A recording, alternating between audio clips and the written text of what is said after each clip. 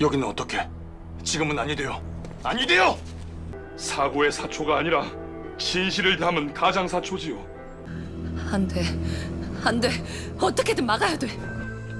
모두 자리에 앉으시오! 전하, 네 놈들이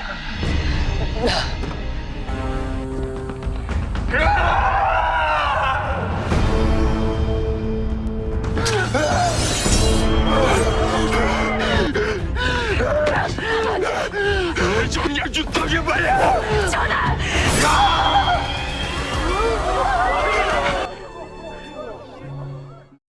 Sebelum lanjut menonton, jangan lupa subscribe channel ini.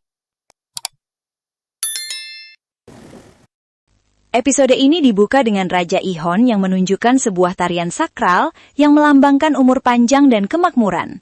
Tarian itu ia siapkan dengan penuh ketulusan sebagai hadiah ulang tahun untuk Ibu Suri Agung yang akan dirayakan esok hari.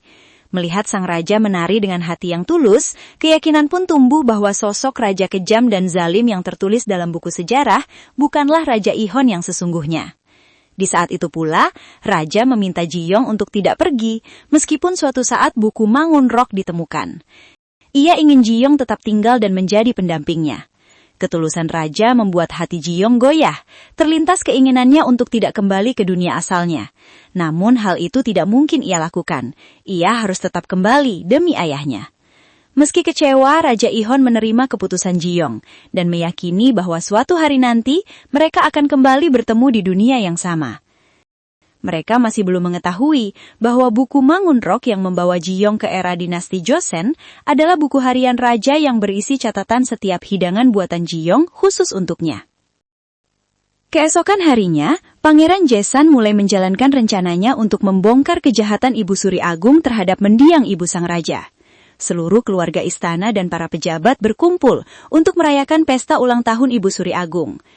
Raja Ihon pun mempersembahkan tarian di hadapan semua orang. Di awal, suasana tampak penuh kebahagiaan. Namun ketenangan itu sirna ketika Ji Hyang-jun yang berada di bawah ancaman Pangeran Jaesan muncul membawa bukti-bukti dan surat-surat yang selama ini disembunyikan dari istana. Atas perintah raja, Songjai membacakan seluruh isi surat tersebut di hadapan semua orang. Raja Ihon terpukul ketika mengetahui bahwa ibunya tewas diracun oleh ayahnya sendiri. Lebih kejamnya lagi, surat itu mengungkap keterlibatan Ibu Suri Agung dalam pengusiran dan mengeksekusi ibunya. Amarah raja memuncak saat melihat nenek dari pihak ibunya kini hidup dalam kondisi tidak waras akibat siksaan yang dialaminya. Raja yang murka kemudian mengangkat pedangnya untuk membalaskan dendam ibunya yang tewas secara tidak adil. Jiyong berusaha keras menenangkannya, memohon agar raja tidak menuruti amarahnya. Ia meyakinkan bahwa tindakan tersebut hanya akan membawanya pada penyesalan seumur hidup, terlebih karena Jiyong sangat mencintainya dan tak ingin melihat raja menderita. Namun amarah raja tak kunjung reda. Para pejabat pun berlutut, memohon agar raja menyimpan pedangnya. Keajaiban terjadi ketika sang nenek tiba-tiba menyampaikan pesan terakhir mendiang ibunda raja, bahwa ia menginginkan putranya menjadi raja yang bijaksana dan tak ada pertumpahan darah di istana. Kata-kata itu mengguncang hati Raja Ihon. Pedangnya pun jatuh ke tanah. Meski demikian, luka di hatinya semakin dalam saat menyadari kebenaran pahit tentang kematian ibunya. Ibu Suri Agung dan Ibu Suri Hyun diliputi ketakutan, menyadari bahwa Raja Ihon bisa saja menghabisi mereka kapan saja. Di tengah kekacauan itu, Jiyong justru merasakan kejanggalan. Ia merasa bahwa ada pihak yang sengaja merancang semua ini agar sang raja kehilangan kendali. Ia memperingatkan raja untuk tetap mengontrol emosinya demi menghindari pertumpahan darah dan pelengseran dari tahta. Jiyong pun merencanakan upaya untuk mendamaikan Raja Ihon dan Ibu Suri Agung.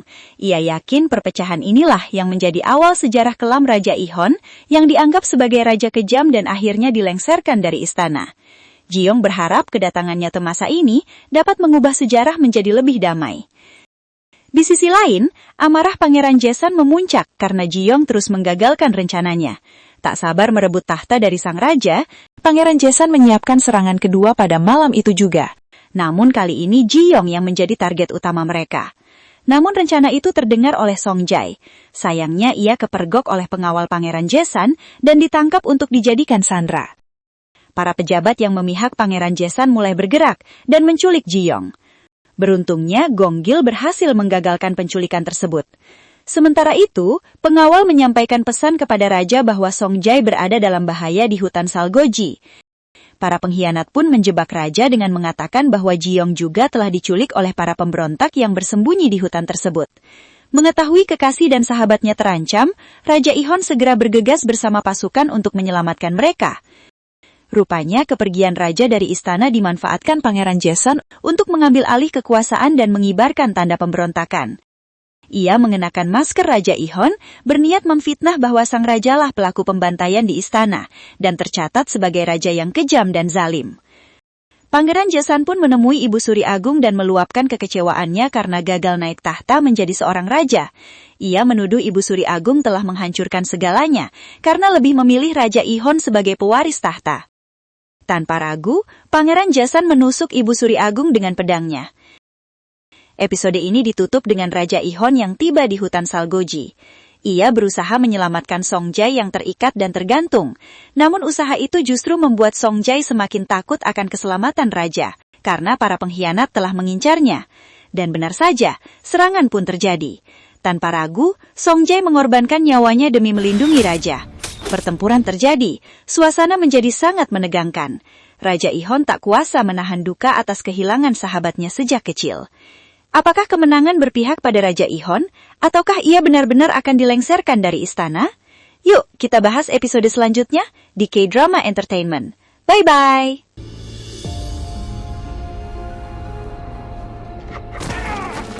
성재! 성재! 성재! 성재!